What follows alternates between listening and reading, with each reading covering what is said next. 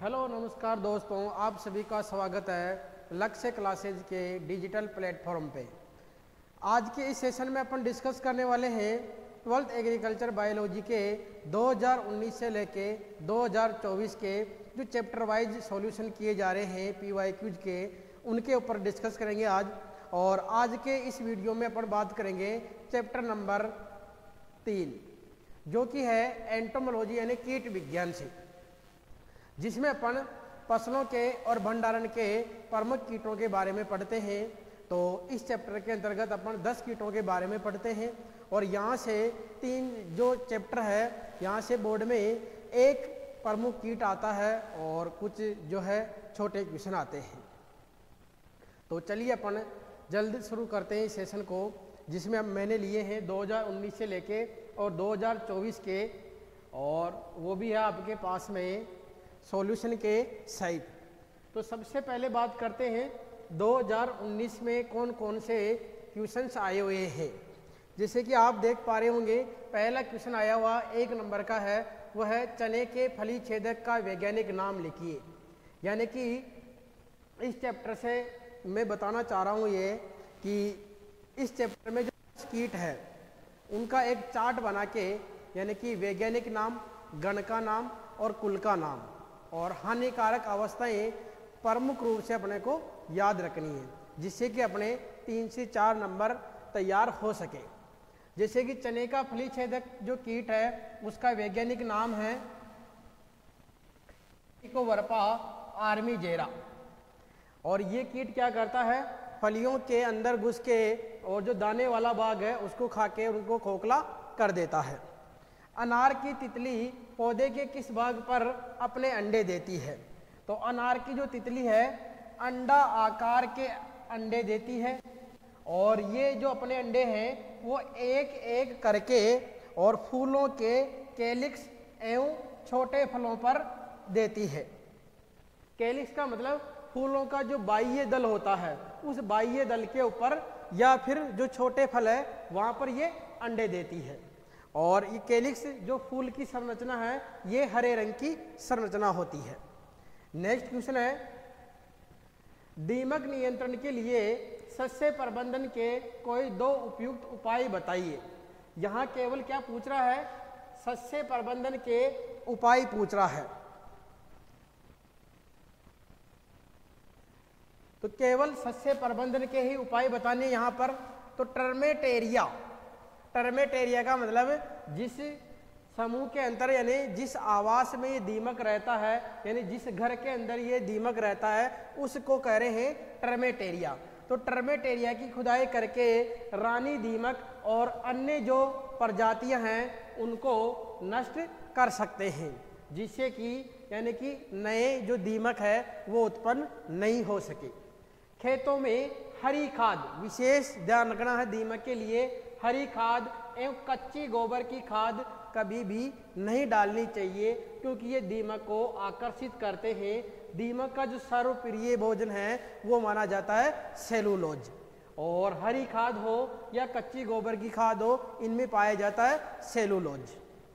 खेतों में मौजूद फसलों के अवशेषों को एकत्रित करके नष्ट कर देना चाहिए, क्योंकि जो दीमक की प्रजातियां हैं ये इन अवशेषों के अंदर छिपी हुई रहती है। तो ये सभी जो प्रबंधन अपन पढ़ रहे हैं इस चैप्टर के अंतर्गत वो सामान्य रूप से होने वाले हैं। से गहरी जुताई करना हो गया, या जो फसलों के अवशेष है उनको नष्ट करना हो गया, या जो ग्रसित भाग है उनको नष्ट करना हो गया। ये अपने सामान्य प्रबंधन यानी कि सस्य प्रबंधन में विशेष रूप से इन्वॉल्व होते हैं, चाहे कोई सा भी कीट पढ़ रहे हो अपन।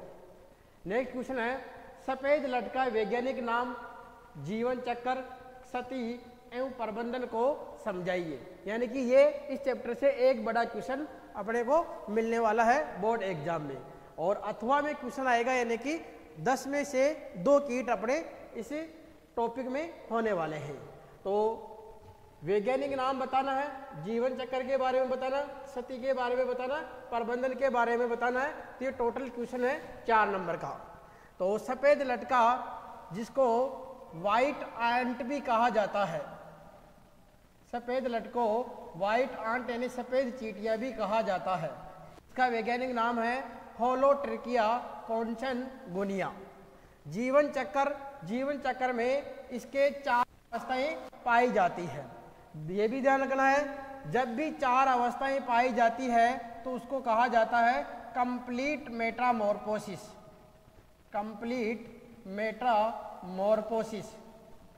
और जब जीवन चक्र में 3 ही अवस्थाएं पाई जाती है तो उसको कहा जाता है incomplete Metamorphosis. Incomplete Metamorphosis. Complete में कौन कौन सी मिलेगी? अंडा, लार्वा, प्यूपा और वयस्क, ये 4 अवस्थाएं मिलती है। इनकम्प्लीट में कौन सी मिलती है?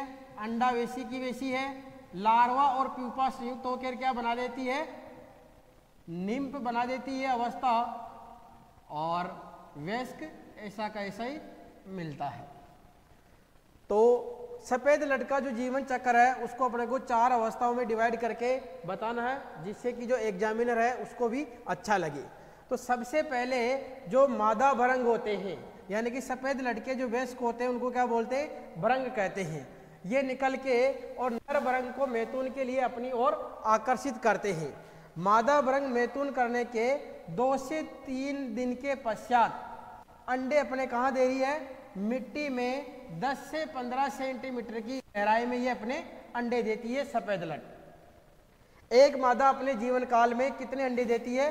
50 से 60 अंडे देती है। मादा भरंग 30 से 50 दिन तक ही जीवित रहता है। ये तो हो गई अंडा अवस्था। दूसरी है लट या लार्वा। तो अंडों का उष्मायन काल 7 से 13 दिन का होता है, यानी कि अंडों से लटें उत्पन्न होने में कितने दिन का समय लगेगा? 7 से 13 दिन का। लटें जुलाई से मध्य अक्टूबर तक सबसे ज़्यादा सक्रिय रहती है, और जो लट काल है वो 82 से 113 दिन का रहता है। विशेष ध्यान रखना अपने को, सर्वाधिक जो हानि होती है, सर्वाधिक जो हानि पहुंचाती है वो है लट की तृतीय अवस्था। लट की तृतीय अवस्था सबसे ज़्यादा हानि पहुंचाती है, और ये कैसी होती है? तो ये दिखने में अंग्रेजी के सी आकार की होती है। सबसे इम्पोर्टेंट क्वेश्चन है ये भी सफेद लट से। फिर है प्यूपा। तो लट काल के पश्चात, यानी जो लटें हैं वो भूमि में 40 से 70 सेंटीमीटर की गहराई में, जहां पर उपयुक्त नमी मिल रही है उसको, वहां पहुंचने के बाद में कोशित यानी प्यूपा में परिवर्तित हो जाती है। यानी कि जो लट है वो अपने चारों ओर एक सुरक्षात्मक खोल तैयार कर लेती है, और उसी को कह रहे हैं अपन प्यूपा। तो इस खोल में ये कितने दिनों तक रहेगी? 2 से 3 सप्ताह तक रहेगी ये, और इसके पश्चात ये भरंग में परिवर्तित हो जाती है। भरंग का मतलब है वयस्क यानी प्रौढ़। तो ये भरंग भूमि में लगभग 1 मीटर की गहराई में मध्य मई तक किसमें रहते हैं? सुषुप्ता अवस्था में। और जैसे ही वर्षा ऋतु आती है और वर्षा होने लगती है तो ये वयस्क बाहर निकल के मैथुन क्रिया करके और वापस अंडे देके और अपना जीवन चक्र ऐसे ही चलाते रहते हैं। इस कीट का जो संपूर्ण जीवन काल है वो 129 से 150 दिनों के अंतर्गत पूरा हो जाता है, और 1 वर्ष में, विशेष ध्यान रखना है, 1 वर्ष में 1 पीढ़ी ही होती है इसकी। 1 वर्ष में 1 ही पीढ़ी पाई जाती है इसकी। नेक्स्ट क्वेश्चन है क्षति एवं महत्व, यानी कि ये कीट किस प्रकार से क्षति पहुंचाता है। तो सबसे पहले ध्यान रखना है, जो सफेद लट है वो कैसा है? भूमिगत कीट है, यानी ये भूमि के अंदर रह के और नुकसान पहुंचाता है। जो इसकी लटें हैं वो फसलों को, सब्जियों को, पौधशाला में जो नर्सरी है वहाँ के जो पौधे हैं उनकी जड़ों को खाकर और क्षति पहुंचाता है। तो यानी ये जो नुकसान पहुंचाएगा वो कौन से भाग को पहुंचाएगा? जड़ों को काटकर। शिशु गिडार सर्वप्रथम सड़े गले पदार्थ, यानी जो लट है वो सबसे पहले सड़े गले पदार्थ खाती है, उसके बाद में जड़ों को खाना प्रारंभ कर देती है।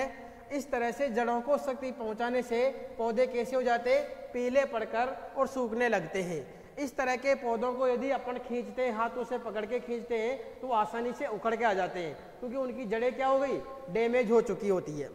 इस कीट के प्रकोप से जकड़ा जड़ वाली फसलों की अपेक्षा मूसला जड़ यानी टेप रूट वाली फसलें अधिक प्रभावित होती है।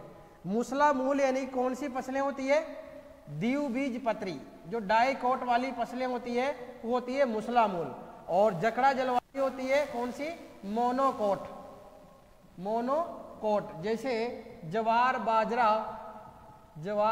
बाजरा और डाइकोट में आ रही जैसे मूंगफली। फसलों को सर्वाधिक क्षति लटकी तृतीय अवस्था और महीना कौन सा, अगस्त माह में पहुंचाई जाती है। तो सफेद लटके द्वारा सर्वाधिक क्षति किसके द्वारा होती है, लटके द्वारा तो होती ही है, लेकिन लटकी कौन सी अवस्था है, तृतीय अवस्था। और तृतीय अवस्था दिखने में कैसी दिखती है, अंग्रेजी के सी आकार की। कौन से महीने में, अगस्त माह में।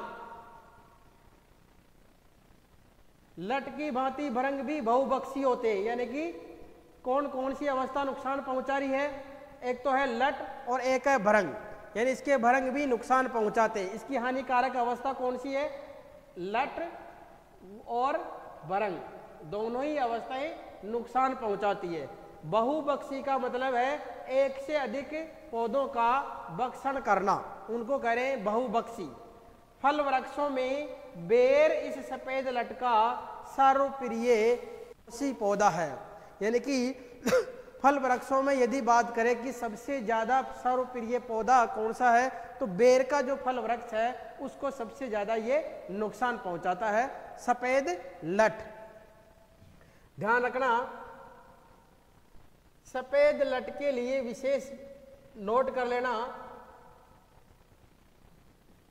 सफेद लट किसका प्रमुख कीट है, तो वह है मूंगफली की फसल, या अपन कह दे मूंगफली का प्रमुख जो कीट है वो कौन सा है, सफेद लट। लेकिन ज्वार बाजरा दो प्रकार के क्वेश्चन है। मूंगफली का प्रमुख कीट है वो है सफेद लट। सफेद लट किसको हानि पहुंचाता है, तो मूंगफली को भी पहुंचाता है, ज्वार को भी पहुंचाता है, बाजरा को भी पहुंचाता है और बेर की फसल को भी हानि पहुंचाता है, यानी कि सभी आ गए इसी। नेक्स्ट क्वेश्चन है इसका प्रबंधन। तो सफेद लट का प्रबंधन करने के लिए अपने को जो दो हानिकारक अवस्थाएं हैं दोनों को नष्ट करना होगा, तब जाके अपन इसका प्रबंधन कर पाएंगे। तो बरसात के मौसम की जो पहली सबसे अच्छी वर्षा है उसके तुरंत बाद जो रात्रि का समय है वहां क्या होते हैं, भरंग निकल के आते हैं इसके। तो रात्रि में क्या करें, प्रकाश पास लाइट ट्रैप वह फेरोमोन पास परपोषी पौधों पे, यानी सफेद लट जिस पौधे को खा रही है उन पौधों को बोल रहे हैं परपोषी पौधे की शाखाओं पर एकत्रित हो जाते जो भरंग, उनको अपन आकर्षित करके और नष्ट कर सकते हैं। दोनों में क्या डिफरेंस है, प्रकाश पास में क्या करते हैं, एक डंडी रहती है, इसके ऊपर क्या कर देते हैं, बल्ब लगा देते हैं और इसके नीचे एक टब यानी कि बर्तन रख देते हैं जिसमें या तो केरोसिन भर देते हैं या पानी भर देते हैं। फेरोमोन पास में क्या होता है, एक लिंग हार्मोन होता है ये, जो कि मैथुन के लिए स्रावित किया जाता है मादा के द्वारा। तो इसको कृत्रिम रूप से बना लिया जाता है, उस बल्ब की जगह ये हार्मोन लगा दिया जाता है। तो यह कार्य कब करना चाहिए, रात में 8:30 बजे से 11:30 बजे के मध्य करना चाहिए, और यह कार्यक्रम लगातार 7 से 8 दिन तक नियमित रूप से करना चाहिए। और इस कार्यक्रम को सभी किसानों को मिलजुल कर यानी एक अभियान के रूप में इसको करना चाहिए। यदि कोई एक किसान कर देता है तो उसके खेत में तो यानी कि कंट्रोल हो गया, लेकिन जो पास वाले खेत हैं उनसे वापस सफेद लटें वहां पर उत्पन्न हो जाएगी। इस कारण सभी किसानों को 7 से 8-10 दिन तक ये कार्य दोहराना चाहिए। नेक्स्ट क्वेश्चन है इसी का है, रासायनिक प्रबंधन कैसे करना चाहिए इसका। तो जैसे मूंगफली में का प्रमुख कीट है ये, तो मूंगफली का विशेष जिक्र है। तो मूंगफली के जो बीज है इनको किससे उपचारित करना चाहिए अपने को, क्लोरोफायरिपोस से उपचारित करके उनकी बुआई करनी चाहिए। वर्षा ऋतु की जो प्रथम भारी वर्षा हो रही है उस दिन खेतों में मौजूद जो बेर, खेजड़ी, नीम, सेजना जो आदि वृक्ष है उनके ऊपर किसका छिड़काव करना चाहिए? मोनोक्रोटोफास इंसेक्टिसाइड का छिड़काव करना चाहिए। क्यों? जब ये भृंग इन वृक्षों की पत्तियों को खाएगा तो वो मर जाएगा। फसलों में लटों के प्रकोप की रोकथाम के लिए क्या करना चाहिए? क्विनोल पोस का छिड़काव करना चाहिए। खड़ी फसल में सफेद लट का नियंत्रण करना हो तो कौन सी दवाई लेनी चाहिए? अपने को क्लोरोफायरिपोस दवा का छिड़काव करना चाहिए। और इसको या छिड़काव नहीं कर पा रहे हैं तो सिंचाई के साथ दे देंगे तो भी यानी कि ये इसको कंट्रोल कर देगा। नेक्स्ट क्वेश्चन है, इसी में दो क्वेश्चन आए थे, एक तो था सफेद लट और दूसरा था अथवा में बेर की फल मक्खी। सेम पॉइंट है, तो वैज्ञानिक नाम है कार्पोमिया वेसुवियाना। और इसका जो शक्ति एवं महत्व है, पहला तो पॉइंट ध्यान रखना अपने को, यह एकल बक्सी यानी मोनोफेगस कीट है, यानी ये एक ही प्रजाति के पौधे को नुकसान पहुंचाता है। नाम ही क्या? बेर की फल मक्खी, यानी बेर को ही ये नुकसान पहुंचाएगा। तो बेर की कौन कौन सी जातियां हैं? एक तो है जिजीपस मोरिसियाना और दूसरी है जिजीपस जुजुबा जो देसी बेर है।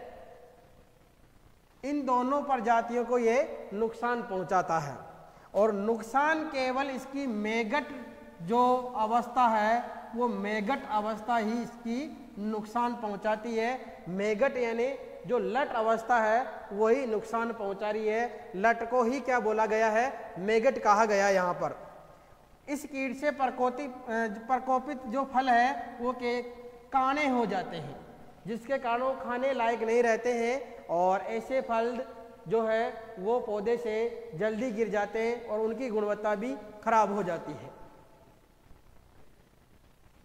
इसका जीवन चक्र देखें तो सबसे पहले अंडा अवस्था में क्या हो रहा है? तो जो मादा मक्खी है वो फल की त्वचा के अंदर यानी 1 mm गहराई के अंदर ये अंडे देती है। 1 या 2 तंतुनुमा आकार के अंडे देती है। लार्वा अवस्था, अंडों से 2-3 दिन में मेगट बाहर निकलकर गुदे को खाती है। लार्वा कह दो, लट कह दो और मेगट कह दो, एक ही बात है, जिससे फल गुठली के पास से सड़ने लग जाते हैं।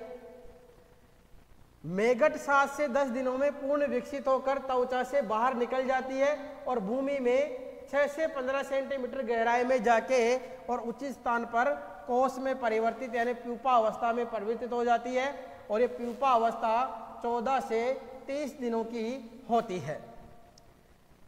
इसके बाद में आती है वयस्क अवस्था। तो प्रौढ़ मक्खी बेर में जब फूल एवं फल निकलने लगते हैं उस दौरान ये कोसा अवस्था से यानी प्यूपा अवस्था से बाहर निकल जाती है और प्रौढ़ में परिवर्तित हो जाती है। और इसकी जो प्रौढ़ मक्खियां हैं वो तेजी से उड़ने में सक्षम होती है और इसकी जो मादा मक्खियां हैं उनको फलों के ऊपर अंडे देते समय अपन देख सकते हैं या उनको पकड़ भी सकते हैं। जो ये कीट है सर्दियों में सक्रिय होता है, लेकिन अप्रैल से अगस्त यानी गर्मियों में ये प्यूपा अवस्था में पाया जाता है। और वो कौन सी है? तो वो है शीत निष्क्रियता यानी कि विंटर डोरमेंसी में ये रहता है। इस कीट का सबसे छोटा जीवन चक्र होता है जो कि 24 दिनों में पूरा हो जाता है। 1 साल में कितनी पीढ़ियां होती है? 1 साल में इसकी 2 से 3 पीढ़ियां पाई जाती है। प्रबंधन की बात करें तो मई, जून एवं दिसंबर, जनवरी माह में जो वृक्ष है बेर के उनके आसपास अच्छी गुड़ाई कर देनी चाहिए, जिससे कि मिट्टी के अंदर जो प्यूपा छिपे हुए हैं वो नष्ट हो जाए।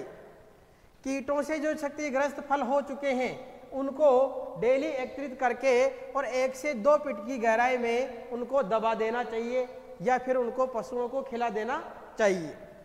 रासायनिक प्रबंधन की बात करें तो अक्टूबर नवंबर माह में जब फल मटर के दाने के यानी जब छोटे छोटे फल होते हैं तब किसका छिड़काव करें, मिथाइल डेमेटोन का छिड़काव करना चाहिए या फिर डाइमिथोएट का छिड़काव करना चाहिए। ये इंसेक्टिसाइड ध्यान रखना है, मिथाइल डेमेटोन या डाइमिथोएट। 2020 में कौन कौन से क्वेश्चंस आए हुए हैं, तो भारत में पाए जाने वाली टिड्डी की किसी एक प्रजाति का नाम लिखिए। तो भारत में टिड्डी की मुख्यतः 3 प्रजातियां पाई जाती है, तीनों में से कोई सा भी एक नाम लिख सकते हैं। जैसे रेगिस्तानी टिड्डी है तो उसका नाम है सिस्टोसर्का ग्रिगेरिया, जो अपन डिटेल में पढ़ रहे हैं इस कोर्स में, वो सिस्टोसर्का ग्रिगेरिया है। प्रवासिनी टिड्डी यानी माइग्रेटरी, इसका नाम है लोकस्टा माइग्रेटोरिया, यानी कि ये एक देश से दूसरे देश तक भी ये पहुंच जाती है। बम्बैया टिड्डी, इसका नाम है पटंगा सक्सिंक्टा। अगला क्वेश्चन है, माहू कीट की कौन कौन सी अवस्थाएं फसल को नुकसान पहुंचाती है। तो माहू कीट में ध्यान रखना है, शिशु तथा प्रौढ़ दोनों ही अवस्थाएं नुकसान पहुंचाती है। कीट विज्ञान को परिभाषित कीजिए। तो जंतु विज्ञान की वह शाखा जिसके अंतर्गत कीटों का अध्ययन किया जाता है उसको कीट विज्ञान यानी एंटोमोलॉजी कहा जाता है। एंटोमोलॉजी ग्रीक भाषा का शब्द है, ये ध्यान रखना है, ग्रीक भाषा का शब्द है जो कि एंटो और लोगस के द्वारा बना हुआ है। एंटो यानी कीट और लोगस यानी कि स्टडी। तो कीटों का अध्ययन करना क्या कहलाता है, कीट विज्ञान। कातरा का वैज्ञानिक नाम लिखिए और कातरा को रेड हेरी कैटरपिलर क्यों कहते हैं। तो कातरा का वैज्ञानिक नाम है एमसेक्टा मूरी और इसके शरीर पर लाल भूरे रंग के बालों का पाया जाना इसकी मुख्य विशेषता है। तो इसका जो शरीर है वो लाल भूरे रंग के बालों से ढका होता है, इसलिए कातरा को रेड हेरी कैटरपिलर कहते हैं। रेड यानी लाल और हेरी यानी बाल, तो इसका जो शरीर है वो लाल बालों से ढका हुआ रहता है, इसलिए इसको रेड हेरी कैटरपिलर कहा जाता है। कैटरपिलर यानी कि इसकी जो लार्वा अवस्था है उसी को कैटरपिलर कहा गया है। अगला क्वेश्चन है, दीमक या चने के फलीछेदक का वैज्ञानिक नाम जीवन चक्र सती एवं प्रबंधन के बारे में लिखिए। तो पहले बात कर रहे हैं अपन दीमक की। तो दीमक का जो साइंटिफिक नेम है वो ओडेंटोट्रमिस ओबेसस इसका साइंटिफिक नेम है। सती कैसे पहुंचाता है, तो दीमक सर्वभक्षी यानी सभी पादपों को खाने वाला या नुकसान पहुंचाने वाला, ये खेतों और घरों दोनों जगह नुकसान पहुंचाता है। तो विशेष ये बात भी ध्यान रखनी है, ये खेतों में भी नुकसान पहुंचाता है और घरों यानी भंडारण अवस्था में भी ये नुकसान पहुंचाता है। सती केवल किसके द्वारा होती है, शिशु और वयस्क श्रमिक के द्वारा। दीमक में अलग अलग प्रकार के श्रम विभाजन पाया जाता है, जिन्हें श्रमिक होते हैं, रानी होती है, सैनिक होते हैं। तो दीमक का प्रकोप पौधशाला और नए रोपे गए जो पौधे हैं उनमें ज़्यादा देखने को मिलता है। यह बंजर भूमि में उगाए गए उद्यानों में सबसे ज़्यादा नुकसान पहुंचाता है। यह प्राय भूमि के अंदर रहती है और पोषी पौधों की जड़ों को खाकर नुकसान पहुंचाती है। तो जड़ों को खाने वाला एक तो हो गया दीमक और दूसरा हो गया सफेद लट व्हाइट आंट। जीवन चक्र की बात करें तो इसकी अंडा अवस्था में क्या ध्यान रखना पड़ेगा, दीमक के अंडे कैसे होते हैं, हल्के पीले रंग के और गुर्दाकार यानी किडनी के आकार के इसके अंडे होते हैं।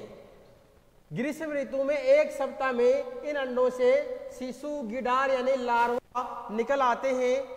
शिशु 6 माह में या तो श्रमिक या फिर सैनिक के रूप में विकसित हो जाते हैं और जननक जातियां बनने में 1 से 2 वर्ष का समय लग जाता है। जननक जाति यानी कि जो नए शिशु को जन्म देते हैं उनको करें जनन जातियां, जो जनन प्रक्रिया का ही काम करेंगे। इस प्रकार से शिशु यानी प्रौढ़ों में परिवर्तित हो जाते हैं। तो ध्यान रखना है 6 माह में तो श्रमिक या सैनिक बनेंगे और जनन जातियां बनने में 1 से 2 वर्ष लगेगा। मानसून की जो प्रथम वर्षा होती है उस समय शाम के समय पंख युक्त दीर्घ पंख यानी कि बड़े आकार के पंख। जनन जातियां कौन सी? नर और मादा समूह में अपने आश्रय से यानी अपने आवास से बाहर निकलते हैं और निकलते ही सीधे प्रकाश स्रोत की ओर आकर्षित होते हैं। जो कीट प्रकाश की ओर आकर्षित हो रहे हैं इनके नियंत्रण का फिक्स तरीका ध्यान रख लेना अपने को। प्रकाश पास का उपयोग किया जाएगा इनके नियंत्रण के लिए। और निषेचन के पश्चात ये यानी युगल यानी जोड़ा भूमि के अंदर चला आता वापिस और युगल साथ मिलकर छोटे छोटे नेप्चुअल कोस्ट यानी कि घरों का निर्माण करते हैं और वहां पर संततियां उत्पन्न करते हैं और उनकी देखभाल करते हैं। जब एक बार कॉलोनी में इनके जो घर है उनमें श्रमिकों की संख्या पर्याप्त हो जाती है तो जो ये श्रमिक है ये अपने जन्मदाता युगल यानी राजा और रानी का सही तरीके से पालन करते हैं और इनकी वर्ष में एक ही पीढ़ी पाई जाती है। ये भी सबसे इंपॉर्टेंट चीज ध्यान रखनी है। प्रबंधन की बात करें तो टर्मेटेरिया यानी कि जो दीमक का घर है उसकी खुदाई करके और जनन जातियों को नष्ट कर सकते हैं। हरी खाद कच्चे गोबर की खाद नहीं डालनी चाहिए और जो भी अवशेष है उसको नष्ट करके और जला देना चाहिए। रासायनिक प्रबंधन में क्या ध्यान रखना अपने को? खेतों में फसल लगाने से पूर्व मेलाथियान चूर्ण के द्वारा यानी खेत को उपचारित करना चाहिए। और दीमक के लिए सबसे जो बेस्ट दवाई है वो है क्लोरोफाइरिफॉस, तो इसका उपचार करना चाहिए और खड़ी फसल में भी इसी का घोल बना के और छिड़काव कर देना चाहिए।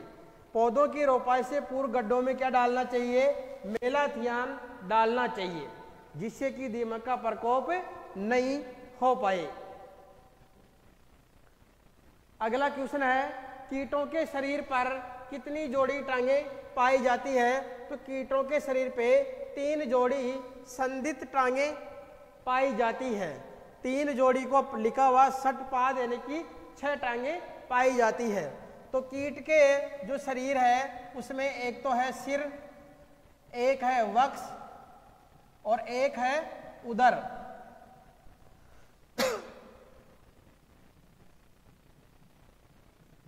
सिर में क्या क्या संरचनाएं पाई जाती है? ध्यान रखना है, सरंगिका, मुखांग, नेत्र, ये तो मिलते हैं सिर में। वक्ष में क्या मिलते हैं? टांगे और पंख। जो वक्ष है ये 3 खंडों से मिलकर बना हुआ है तो तीनों में तो मिलेगी टांगे, एक एक जोड़ी टांगे तीनों खंडों में पाई जाएगी। और जो पंख होते हैं ये दूसरे खंड में और तीसरे खंड में ही पाए जाते हैं। तो कातरा द्वारा फसलों को सर्वाधिक नुकसान किस ऋतु में होता है? तो कातरा है खरीफ फसल कीट, तो यानी कि कौन सी ऋतु में होगा नुकसान? खरीफ ऋतु में। कातरा को रेड हेरी कैटरपिलर क्यों कहा जाता है? ये फिर से रिपीट हो गया क्वेश्चन और इसका आंसर है क्योंकि इनका जो शरीर है वो लाल भूरे रंग के बालों से ढका हुआ होता है, इस कारण इसको रेड हेरी कैटरपिलर के नाम से जाना जाता है।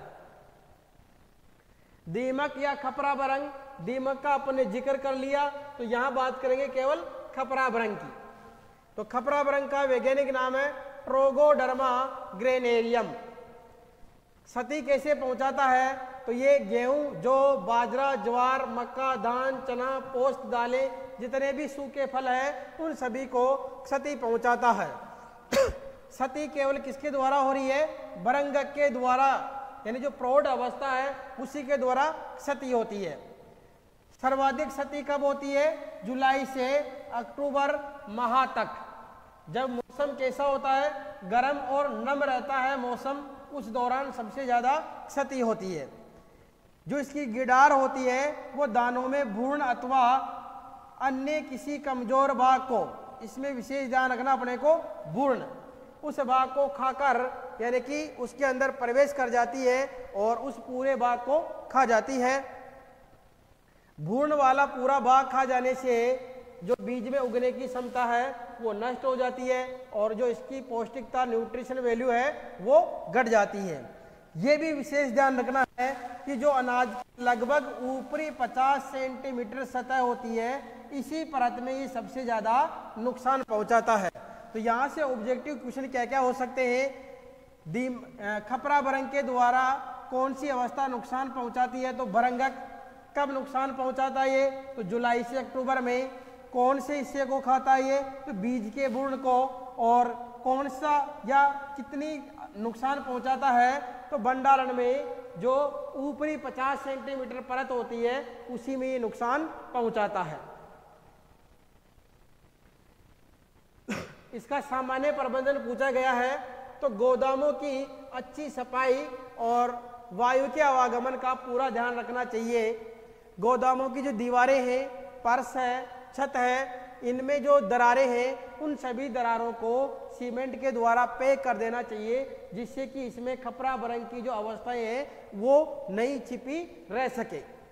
अनाज को खलिहानों से लाकर अच्छी तरह से साफ कर लेना चाहिए, तेज धूप में सुखा लेना चाहिए जिससे कि उसमें नमी कितनी रह जाए, 8 से 10% तक नमी रह जाए। लेकिन विशेष चीज अपने को ये ध्यान रखनी है कि यह कीट 2.5% तक की नमी पर भी नुकसान पहुंचा देता है। ये एकमात्र ऐसा कीट है जो कि इस वैल्यू से कम पर भी ये नुकसान पहुंचाता है। तो विशेष ध्यान रखना खपरा भरंग। अनाज से भरी जो बोरियां हैं उनको लकड़ी के पाट पर और दीवारों से लगभग 50 सेंटीमीटर दूरी पर रखा जाना चाहिए। और जो अनाज है उसको निमोली का जो चूर्ण है उसके साथ में मिलाना चाहिए, यानी 100 किलोग्राम अनाज पर 1 किलोग्राम निमोली का चूर्ण मिलाकर और उसको भंडारित करना चाहिए। रासायनिक प्रबंधन की बात करें तो भंडारण में जो मौजूद कीट है उनको नुकसान से बचाने के लिए, यानी उनके नुकसान से बचाने के लिए EDCTC ethylene dibromide carbon tetra chloride या फिर मिथाइल ब्रोमाइड या फिर इथिलीन डाइब्रोमाइड यानी EDB, इनका उपयोग करना चाहिए। और उपयोग करते समय यह भी ध्यान रखना है, इन दवाइयों का उपयोग पीसे हुए खाद्यान्नों में नहीं करना चाहिए। जैसे कि गेहूं की बात करें, उसका आटा बना हुआ है तो यानी कि उस आटे में उपयोग नहीं करना है। अगला क्वेश्चन है, सफेद लट का वैज्ञानिक नाम लिखिए। तो सफेद लट का वैज्ञानिक नाम है होलोट्रेकिया कॉन्चन गुनिया। सफेद लट किस गण का सदस्य है, तो सफेद लट है कोलियोप्टेरा गण का सदस्य। सफेद लट का कुल क्या है, तो मेलेंथिडी इसका कुल होने वाला है। अगले क्वेश्चन की बात करें तो सफेद लट के अंडों का उस्मायन काल यानी अंडों से लटरें निकलने का समय वो कितना है, तो वह 7 से 13 दिन का होता है। मादा टिड्डे अपने अंडे कहाँ देती है, तो मादा टिड्डे अंडे देने के लिए कौन सी मिट्टी को पसंद करती है, बलुई मिट्टी यानी जो सैंडी सॉइल है, ये इसके अंडे देने के लिए सबसे बेस्ट मिट्टी मानी जाती है। आर्थिक कीट का एक नाम लिखिए। तो आर्थिक कीट 2 प्रकार के हैं, एक तो है लाभदायक और एक होते हैं हानिकारक। तो इनमें से कोई भी अपन एक नाम लिख सकते हैं। ये जो अपने कोर्स में है वो भी कौन से आर्थिक महत्व के कीट है, लेकिन वो है हानिकारक कीट। कातरा कीट का कुल लिखिए। तो कातरा कीट का जो कुल है वो है अरेक्टिडी। सफेद लटकी 1 वर्ष में कितनी पीढ़ी होती है, तो अभी पढ़ा था अपने 1 वर्ष में केवल 1 पीढ़ी होती है। अनार की तितली पौधे के किस भाग पर अंडे देती है, तो ये अंडाकार आकार की तो अंडे देती ही है, एक एक करके फूलों के कैलिक्स और छोटे फलों पर ये अपने अंडे देती है। अगले क्वेश्चन की बात करें तो दीमक, तीसरी बार दीमक आ गया है। दीमक या चने का फली छेदक, चने का फली छेदक पहले भी आया हुआ था लेकिन अपने डिस्कस नहीं किया था, तो अब ले लिया है इसको चने के फली छेदक को। तो इसका नाम है हेलिकोवर्पा आर्मिजेरा। कब सक्रिय रहता है, पूरे वर्ष सक्रिय रहता है। तो इस कीट की लटें चने की पत्तियों और कोमल टहनियों को नुकसान पहुंचाती है। कब, प्रारंभ में। बाद में जब कलियां और फूल तथा फलियां आ जाती है तो उनके ऊपर आक्रमण कर देती है। फसल में फलियां आ जाने पर जो सुंडी यानी जो लट है वो फलियों में छेद करके और अंदर घुस जाती है और किसको खाती है, दानों को खाती है। फलियों के अंदर जो दाने बने हुए हैं चने में, उन दानों को ये खाती है और फलियों को खोखला कर देती है। एक सुंडी वयस्क बनने से पहले पहले 40 से 50 फलियों को खत्म कर देती है, यानी कि नुकसान पहुंचा देती है। चने के अतिरिक्त इस कीट की जो सुंडी है वो टमाटर के फलों को भी खाती है। टमाटर के फलों में घुस के और उनके गूदे यानी प्लेस को खा के और उनको काढ़ा कर देती है यही कीट।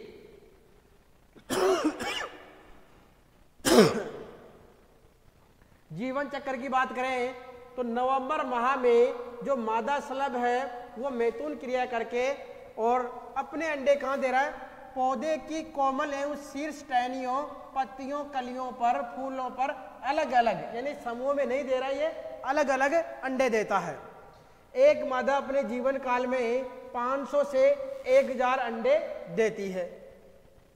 इन अंडों से 2 से 4 दिन में शिशु सुंडी निकल आती है। अंडों से निकलते ही क्या करती है, पौधे की कोमल पत्तियों को खाती है और जब जैसे ही थोड़ा सा विकसित होती है यानी बड़े आकार की होती है तो ये फूलों और फलों को भी खाने लगती है। यह जो सुंडी है यानी कि जो लट है वो अपने सिर को फली के अंदर दसाकर और दानों को खाती रहती है। जब भी अपन चने में जाते हैं तो इसका जो आधा शरीर है वो बाहर लटका हुआ रहता है और सिर को अपने जो वो फली है उस फली के अंदर पूरा घुसा देती है। जीवन काल में ये 5 बार निर्मोचन करके और फिर पूर्ण विकसित हो जाती है लट।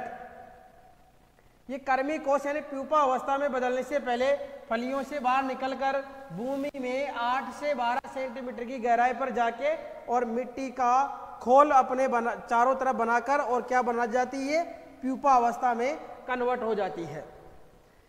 साधारण अवस्था में जो प्यूपा अवस्था है ये 8 से 15 दिनों की होती है। प्रौढ़ शलभ नवंबर माह में वापस दिखाई देने लगते हैं अंडे देके और अपने जीवन चक्र को स्टार्ट कर लेते हैं। प्रबंधन की बात करें तो गर्मियों के दिनों में खेत की गहरी जुताई करनी चाहिए, जिसके कारण जो भूमि के अंदर जो भी प्यूपा या लटें या जो वेस्ट छिपे हुए हैं वो बाहर निकल जाएंगे, तो उनको जो परभक्षी है या परजीवी है वो खाकर नष्ट कर देंगे या जो टेम्परेचर है उसके कारण वो नष्ट हो जाएंगे। खेत में क्या करना चाहिए, प्रकाश पास, फेरोमोन पास लगाकर इसको नियंत्रित कर सकते हैं। विशेष ध्यान रखना है, पीले संतरे रंग के गेंदा की जो अफ्रीकन प्रजातियां हैं उनको पास फसल का मतलब है फंदा फसल ट्रैप क्रॉप इसके रूप में लगाया जाना चाहिए। अब ये फंदा फसल या ट्रैप क्रॉप क्या होती है, मान लीजिए ये अपना खेत है, इसमें अपन ने लगा रखा चना। इस खेत के चारों ओर क्या लगा दो अपने, यानी कि कतारों में गेंदा की फसल लगा रहे हैं, तो ये जो कीट है पहले किसके ऊपर आकर्षित होगा, गेंदा की फसल पे। तो इनको कीट आकर्षक फसल भी कहते हैं। जैसे इनके ऊपर आकर्षित होगा तो इस गेंदा की फसल के ऊपर क्या कर देंगे अपन, कीटनाशियों का छिड़काव कर देंगे और इनको मार देंगे। तो गेंदा और टमाटर को कितना लगाना चाहिए अनुपात में, 1:14 में। रासायनिक प्रबंधन, खड़ी फसल में नियंत्रण करना है तो कौन सा इंसेक्टिसाइड काम में लेना है, मेलाथियान या क्विनालपोस। और पुष्पन अवस्था में अटैक हो रहा है तो इसका छिड़काव कर देना चाहिए। और नियंत्रण नहीं हो पा रहा है तो 15 दिन में इसका छिड़काव वापस दोबारा करना चाहिए। अगला क्वेश्चन है 2024 के पेपर के क्वेश्चन आ गए हैं। अब कातरा का गण है, यानी कातरा जो कीट है उसका ऑर्डर कौन सा है, तो कातरा कीट का जो ऑर्डर है वो है लेपिडोप्टेरा। आइसोप्टेरा किसका है, तो ये है दीमक का। आइसोप्टेरा गण किसका है, तो वह है दीमक का। कोलियोप्टेरा गण किसका है, तो कोलियोप्टेरा गण है सफेद लटका। सफेद लटका आर्थोप्टेरा किसका है? तो ये है टिड्डा का। लेपिडोप्टेरा और किसका है? तो ये चने का फली छेदक, इसका गण भी कौन सा है? लेपिडोप्टेरा। सरसों के जो मोइला कीट है, इसकी मैदानी क्षेत्रों में, इसके जीवन चक्र में कितनी अवस्थाएं पाई जाती है? मोइला कीट के जीवन चक्र में ध्यान रखना है, मैदानी क्षेत्रों में कितनी अवस्थाएं पाई जाती है? तो ध्यान रखना, मैदानी क्षेत्रों के अंतर्गत 2 अवस्थाएं पाई जाती है। कौन कौन सी? तो वह है शिशु और प्रौढ़। जबकि जो पहाड़ी क्षेत्र होते हैं, यहाँ पर 3 अवस्थाएं पाई जाती है, अंडा, शिशु और प्रौढ़। यानी कि यहाँ अंडे नहीं दिए जाते हैं, अंडे नहीं दिए जाते हैं। तो मैदानी क्षेत्रों में ध्यान रखना है 2 अवस्थाएं और पहाड़ी क्षेत्रों में 3 अवस्थाएं पाई जाती है। इसके बाद में क्वेश्चन है, कीटों का शरीर सिर, वक्ष और उदर में विभक्त रहता है। हेड, थोरेक्स और एब्डोमेन 3 भागों में विभक्त रहता है। बेर की फल मक्खी का एक प्रबंधन लिखिए। तो बेर के अंतर्गत क्या करना चाहिए? मई, जून और दिसंबर, जनवरी माह के अंतर्गत वृक्षों के चारों तरफ अच्छी गुड़ाई कर देनी चाहिए, यानी कि चारों तरफ रिंग के आकार में उनकी खुदाई कर देनी चाहिए और वहां पर उपयुक्त कीटनाशी का उपयोग कर लेना चाहिए। कीटों से जो क्षतिग्रस्त हो चुके हैं फल, उनको एकत्रित करके और 1 से 2 फीट की गहराई में उनको दबा देना चाहिए या फिर उनको पशुओं को खिला देना चाहिए। अक्टूबर नवंबर माह में जब फल मटर के दाने के आकार के हो जाए तो उस समय क्या करना चाहिए? मिथाइल डिमेथोन या डाइमिथोएट का छिड़काव कर देना चाहिए और आवश्यकता हो तो इसको मध्य दिसंबर में एक बार फिर दोहरा देना चाहिए। नेक्स्ट क्वेश्चन है, फसलों में लगने वाले कीटों का फसलों के आधार पर उदाहरण सहित वर्गीकरण लिखिए। तो उदाहरण सहित बताना है, धान्य फसलों में लगने वाले कीट कौन कौन से हैं? तो जैसे कातरा, सफेद लट, दीमक, प्रो मक्खी यानी सूट फ्लाई, ये ज्वार में लगती है, सूट फ्लाई, तना छेदक स्टेम बोरर, जो कि अपन गेहूं में भी पढ़ते हैं।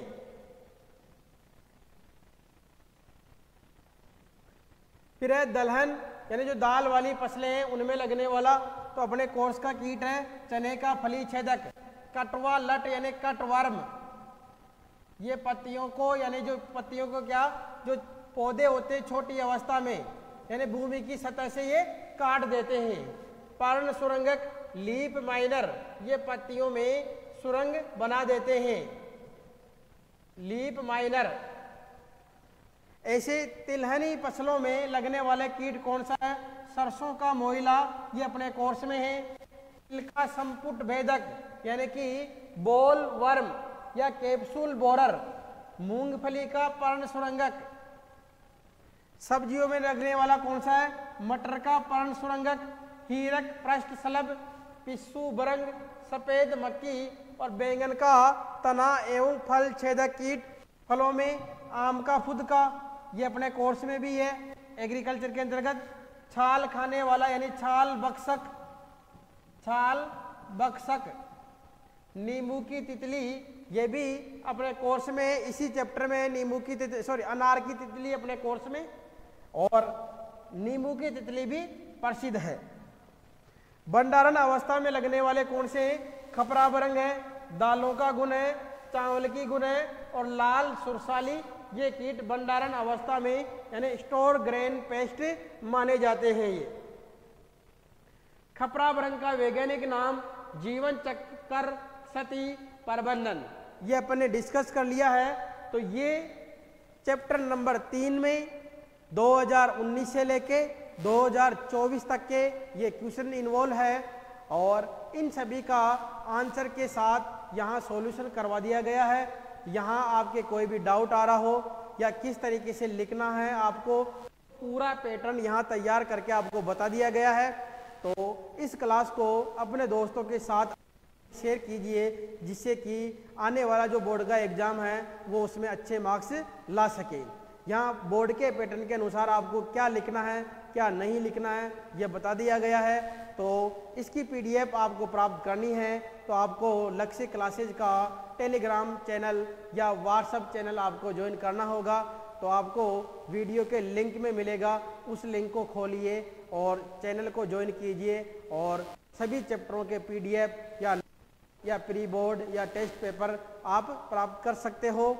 तो इस वीडियो को दोस्तों के साथ शेयर कीजिए और लक्ष्य क्लासेज के इस चैनल को सब्सक्राइब कीजिए, बेल आइकन को प्रेस कीजिए, जिससे कि जो आने वाले चैप्टर है उनका सॉल्यूशन भी आपको तुरंत प्राप्त हो सके। जय श्री राम, जय श्री कृष्ण।